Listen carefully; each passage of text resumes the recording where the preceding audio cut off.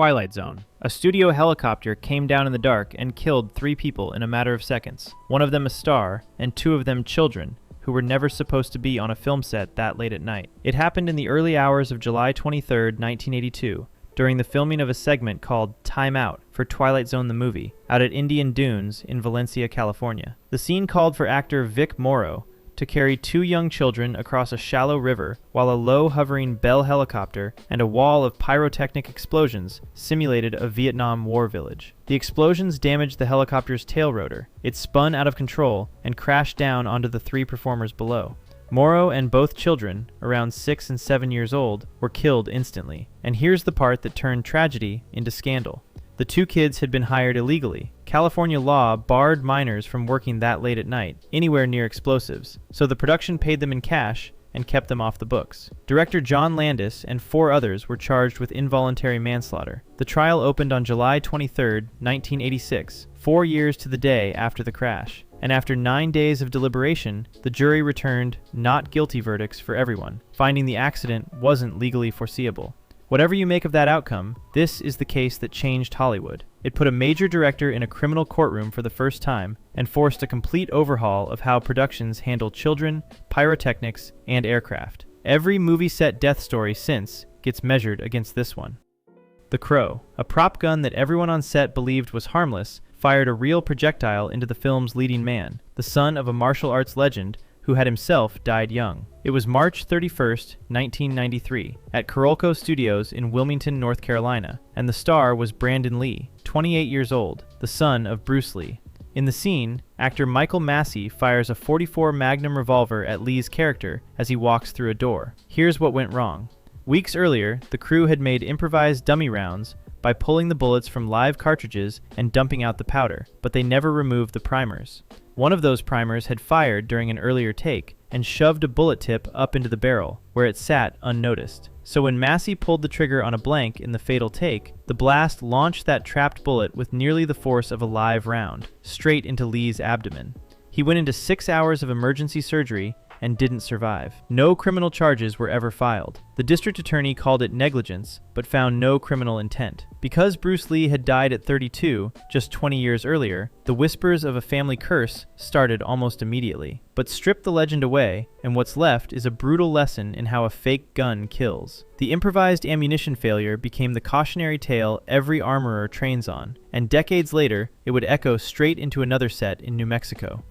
Noah's Ark. Long before unions or safety inspectors, a director dumped over 500,000 gallons of water onto a crowd of extras and told his cameraman they would simply have to take their chances. The film was Noah's Ark, 1928, directed by Michael Curtiz for Warner Brothers. For the climactic flood, the production released roughly 600,000 gallons of real water onto a massive Babylonian temple set packed with people. 3 extras drowned. One man's injuries were so severe, his leg had to be amputated, and many more walked away with broken bones. 35 ambulances were called to the scene. The cinematographer, Hal Moore, had been so disturbed by the total lack of safeguards that he quit the production before the cameras rolled. This is the silent era horror that helped create movie safety rules in the first place, because the disaster led directly to stunt regulations introduced the very next year. It's a stark look at how cheap a human life was treated when spectacle came first.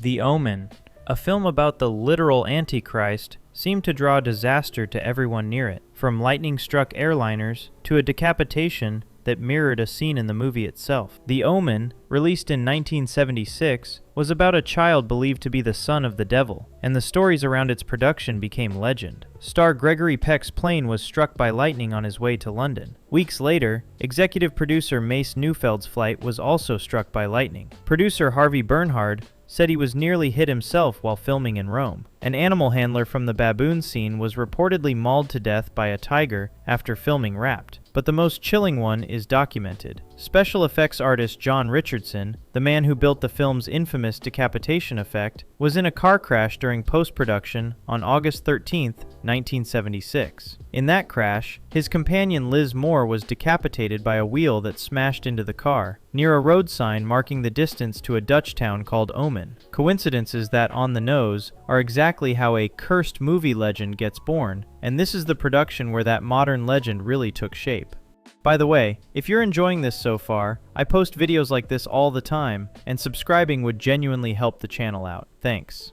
Rust. 2 decades after Brandon Lee, the film industry proved it hadn't learned the lesson when a revolver in a movie star's hand fired a live round across a New Mexico set. It was October 21st, 2021, on the western Rust, shooting at Bonanza Creek Ranch in Santa Fe County. Actor Alec Baldwin was rehearsing a scene while holding a revolver that fired a live round. Cinematographer Helena Hutchins, 42 years old, was killed, and director Joel Souza, standing behind her, was wounded. The set had reportedly already seen safety complaints and accidental discharges in the days before, which made the tragedy feel less like bad luck and more like a warning that went ignored. The armorer responsible for the firearms, Hannah Gutierrez-Reed, was convicted of involuntary manslaughter, sentenced to 18 months, and later released on parole, with a condition that she stay away from Hutchins's family. Baldwin himself was charged with involuntary manslaughter, but his case was dismissed with prejudice in July 2024, after a judge ruled that prosecutors had withheld evidence from the defense. That "with prejudice" part mattered, because it meant he could never be recharged. The film was eventually finished and released. This is the most recent and the most legally consequential on-set death in modern memory, the rare case where someone actually served prison time, and it reopened the entire industry conversation about why live ammunition is ever allowed near a working set. The Conqueror. A John Wayne epic filmed downwind of a nuclear test site may be the deadliest production in Hollywood history, with a body count that kept climbing for decades after the cameras stopped. The Conqueror, from 1956, starred John Wayne, of all people, as Genghis Khan, and was directed by Dick Powell. The exteriors were shot near St. George, Utah, in Snow Canyon and the Escalante Desert, roughly 137 miles downwind of the Nevada test site. The year before filming, 11 atomic bombs had been detonated at the nearby Yucca Flat. And it gets worse, because the production trucked roughly 60 tons of that irradiated desert dirt back to Hollywood for reshoots, just to match the location. Years later, a 1980 report in People magazine found that of about 220 cast and crew, 91 had developed cancer, and 46 had died from it. Those who died of cancer included John Wayne, Susan Hayward, Agnes Moorehead, and the director himself, Dick Powell. A University of Utah scientist said the rate was high enough to qualify as an epidemic. Now, there's a genuine debate here. Many in that cast, Wayne especially, were heavy lifelong smokers, so no one can prove radiation alone caused it, but the suspicion is strong, and it's contested for a reason. No single explosion killed anyone on this set, yet it may carry the largest death toll of any film ever made, spread quietly across 25 years. Top Gun, one of the most famous fighter jet movies ever made, cost the life of the veteran pilot filming it, in almost exactly the kind of spin the film's hero barely survives. Top Gun came out in 1986, but the fatal flight was September 16, 1985. Veteran aerobatic pilot and aerial cameraman Art Scholl was flying a camera-rigged Pitts biplane when it entered a flat, inverted spin out over the Pacific and never recovered, plunging into the ocean. His last words over the radio were, "I have a problem. I have a real problem." Neither Scholl nor his plane was ever recovered. Investigators never settled whether it was spatial disorientation or a mechanical failure that doomed him. The blockbuster everyone remembers hides a death almost no casual fan knows about, quietly acknowledged in a single dedication at the end of the credits. Midnight Rider. A crew set up a dream sequence on a live railroad bridge they had no permission to use, and when a freight train came around the bend, they had less than a minute to run. It was February 20th, 2014, on an unfinished Greg Allman biopic called Midnight Rider, shooting on a CSX trestle over the Altamaha River near Doctortown, Georgia. The crew had placed a metal hospital bed right on the live tracks for the shot. A CSX freight train came around a curve at roughly 58 miles per hour, and the only escape route was a narrow trestle that ran straight toward the oncoming train. Camera assistant Sarah Jones, 27 years old, was struck and killed, and several others were injured. CSX later said it had never granted the production permission to film on its tracks in the first place. Director Randall Miller pleaded guilty to involuntary manslaughter and criminal trespass in 2015. He got a 10-year sentence, served one, and it was the first time in history a Hollywood director was criminally held responsible for a death on set. Sarah Jones's death sparked the Safety for Sarah movement and permanently changed how film crews assert their right to refuse unsafe conditions. The Exorcist. A mysterious fire burned down nearly the entire set of the scariest movie ever made, sparing only one room, and 2 of its cast members were dead before audiences ever saw it. The Exorcist, released in 1973 and directed by William Friedkin, had a production so troubled it practically wrote its own curse. A fire destroyed most of the McNeil house set, and the one room left standing, almost impossibly, was Reagan's bedroom, where the demonic scenes were shot. It took about 6 weeks to rebuild. Before the film even reached theaters, actor Jack McGowan, who played Burke Dennings, died of influenza complications during the London flu epidemic, and actress Vasiliki Maliaros, who played Father Karras's mother, died as well. On set, both Ellen Burstyn and Linda Blair suffered back injuries from the harness rigs used in the violent scenes. A carpenter reportedly lost a thumb, a lighting technician lost a toe, and Friedkin reportedly brought in a priest to bless the set, just to calm a rattled crew. Pop retellings love to inflate this into 9 cursed deaths, but the 2 real losses were enough. This is the film that made cursed production a household phrase and set the template every horror curse story since has copied.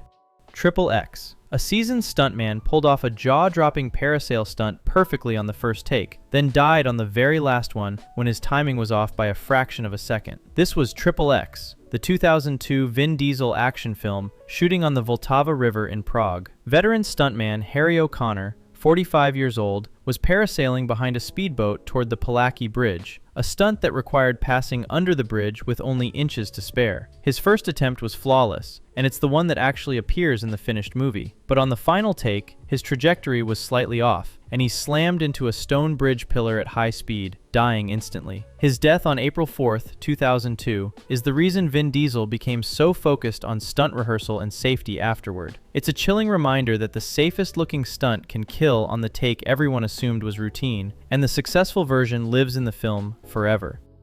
Rosemary's Baby. A satanic horror classic seemed to follow its makers home, claiming its composer within a year and, the following summer, the director's pregnant wife in one of the most infamous murders in American history. Rosemary's Baby, from 1968, was directed by Roman Polanski. Its composer, Krzysztof Komeda, who wrote the haunting Lullaby theme, died at 37 in April 1969. He had suffered a head injury after a fall the previous winter, developed a brain bleed, and never recovered, a fate that eerily mirrored the coma that befalls a character in the film itself. Then, in August 1969, Polanski's pregnant wife, actress Sharon Tate, was murdered by the Manson family, along with 4 other people at the couple's Los Angeles home, while the movie was still playing in some theaters.